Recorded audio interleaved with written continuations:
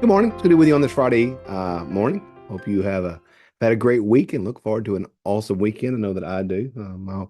Holly's still out of town on her cruise, so just me and Thomas. Ball game tonight.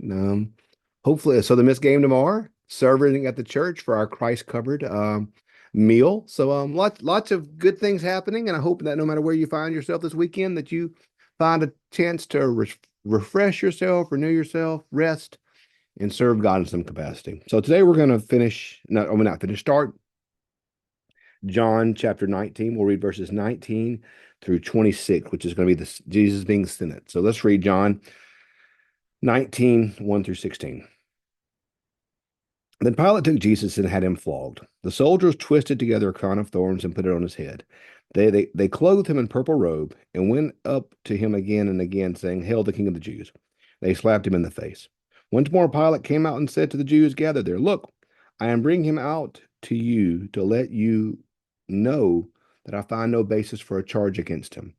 When Jesus came out wearing the crown of thorns and the purple robe, Pilate said to them, "Here's the man." As soon as the chief priests and their officials saw him, they shouted, "Crucify, crucify." But Pilate answered, "You take him and crucify him. As for me, I find no basis for a charge against him." The Jewish leaders insisted, "We have a law, and according to that law, he must die because he claimed to be the Son of God." When Pilate heard that, he was even more afraid, and he went back inside the palace. "Where did you come from?" he asked Jesus. But Jesus gave him no answer. "Do you refuse to speak to me?" Pilate said. "Don't you realize I have the power to either free you or crucify you?"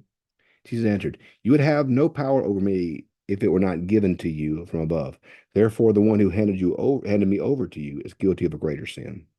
From then on, Pilate tried to set Jesus free, but the Jewish leaders kept shouting, "If you let this man go, you are no friend of Caesar. Anyone who claims to be a king opposes Caesar." When Pilate heard this, he brought Jesus out and sat down on the judge's seat, a place known as the stove pavement, which is in Aramaic Gabbatha. It was the day of preparation of the Passover. It was about noon. "Here's your king," Pilate said to the Jews. But they shouted, "Take him away. Crucify him, crucify him." "Shall I crucify your king?" Pilate asked. "We have no king but Caesar," the chief priest answered. Finally, Pilate handed him over to be crucified. Um, so I think it's always good's a strong word. I think it's important for us to always pay close attention to what Jesus went through, to see the amount of abuse that he took. A crown of thorns on his head, clothed him in a purple robe, mocking him, mocked him, held him king of the Jews. They slapped him in the face. They humiliated him. And Pilate understood that there was no reason for Jesus to be crucified. It says he tried to, verse 12, from then on, Pilate tried to set Jesus free, but the Jewish leaders kept shouting, if you let this man go, you are no friend of Caesar. Anyone who claims to be a king opposes Caesar. So we see here, and I think it's important for us to understand the great theologian Eddie Vedder once sang, "If you hate something, don't you do it too." Bishop Swanson used to always say, "We never win spiritual battles with earthly weapons." The religious leaders believed that only God was king. That's what they believed. That is what they believed. You go read the Psalms. The psalmists tell us that God is king and God alone is king. That's what they believe. That's what they knew. That is what they believed. Verse 15. But they shouted, take him away, crucify him." "Shall I crucify your king?" Pilate asked. "We have no king but Caesar," the chief priest answered.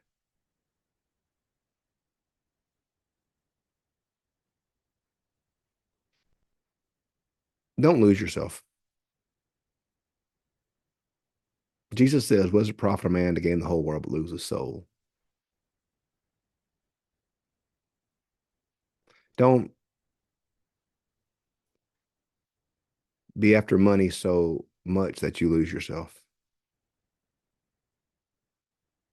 Don't be so angry at others that you lose yourself. Don't desire power or popularity so much that you lose yourself.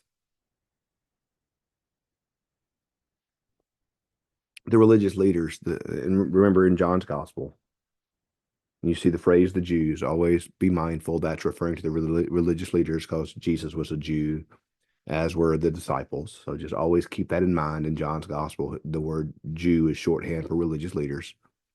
Um, the religious leaders, out of a desire, probably maybe even a good desire, a desire to keep the law that they had written, to keep their human made law, out of a desire for the preservation of the worship system they had, and the the desire for stability in the worship system, out of desire to honor God's name. Once again, none of these are bad things. These are not terrible things that they're doing, but they're after these things, and they lose themselves to a point they wind up saying, anyone who is a friend of anyone, if you let this man go, you're no friend of Caesar. Anyone who claims to be a king opposes Caesar. We have no king but Caesar, the chief priest answered. Caesar, who the Romans believed was a god. Caesar, who was a pagan deity in their religion.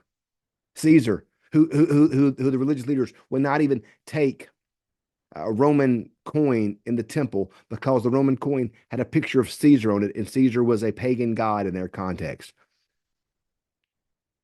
They were so ready to see Jesus crucified, so ready to see him, as Caiaphas said, let one die for the many.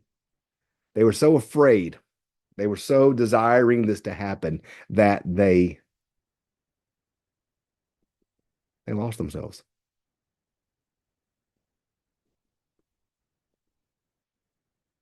Sometimes the Bible teaches us what not to do. Sometimes the Bible's a cautionary tale. And I really think this passage here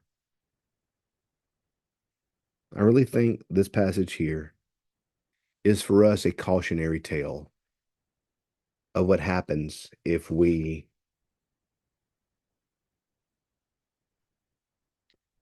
do not, if we're not careful. We'll lose ourselves. And that's why it's important for us to stay fully grounded in Jesus Christ. That's why it's important for us to stay fully grounded in our community, in our life together as Christians. It's important for us to stay fully grounded in the word. Stay fully grounded here in God's word. Because if we give into our worst impulses, if we give into our struggles, if we give into the darkness, we will lose ourselves. And if we aren't careful, we will be like the Jews, the religious leaders, saying, we have no king but Caesar. We have no king but Caesar. They lost themselves.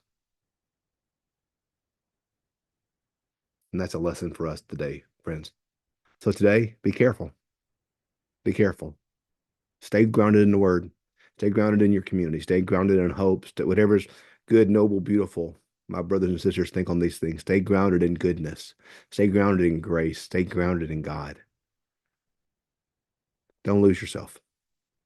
So um, that's our work, y'all. To stay grounded in goodness. Because the alternative is not good.